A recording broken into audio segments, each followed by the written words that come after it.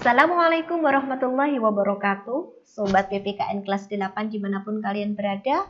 Pada kesempatan sebelumnya kita telah belajar tentang arti dan makna Sumpah Pemuda dalam perjuangan kemerdekaan Republik Indonesia.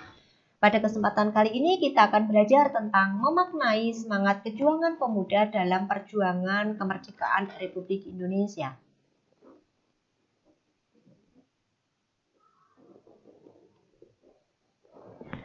Menurut Undang-Undang Nomor 40 Tahun 2009 tentang Kepemudaan, yang dimaksud dengan pemuda adalah warga negara Indonesia yang memasuki periode penting pertumbuhan dan perkembangan yang berusia 16 sampai dengan 30 tahun.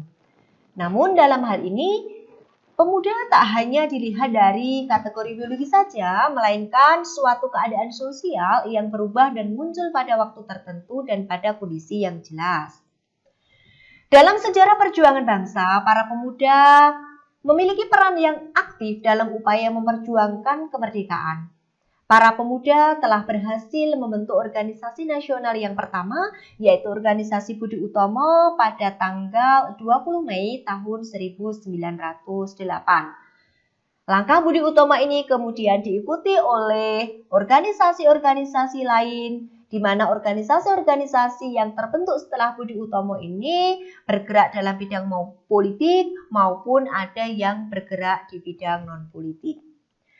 Salah satu organisasi nasional yang tumbuh dan berkembang adalah PNI atau Partai Nasional Indonesia yang didirikan dan digawangi oleh I.R. Soekarno dan kawan-kawan. Semakin lama organisasi PNI ini semakin berkembang. Nah, dengan perkembangan tersebut dianggap merupakan suatu ancaman bagi pemerintah kolonial Belanda, sehingga pemerintah Belanda berhasil menangkap serta memenjarakan tokoh-tokoh yang ada di dalam tubuh PNI. Meskipun demikian, perjuangan tetap gencar dilakukan, sehingga tak sedikit para pemuda yang gugur dalam upaya untuk meraih kemerdekaan. Beberapa pemuda yang gugur dalam upaya untuk meraih maupun untuk mempertahankan kemerdekaan antara lain adalah W.R. atau Wage Rudolf Supratman, di mana beliau adalah pengubah atau pencipta lagu kebangsaan Indonesia Raya. Perlu sobat ketahui bahwasanya lagu Indonesia Raya ini pertama kali dikumandangkan dalam Kongres Pemuda yang kedua tanggal 28 Oktober tahun 1928 dan diiringi dengan alat musik biola. Kemudian ada Hairil Anwar. Beliau adalah penyair angkatan 45 yang karya-karyanya sangat inspiratif sehingga memberikan motivasi kepada bangsa Indonesia untuk segera melepaskan diri dari belenggu penjajahan.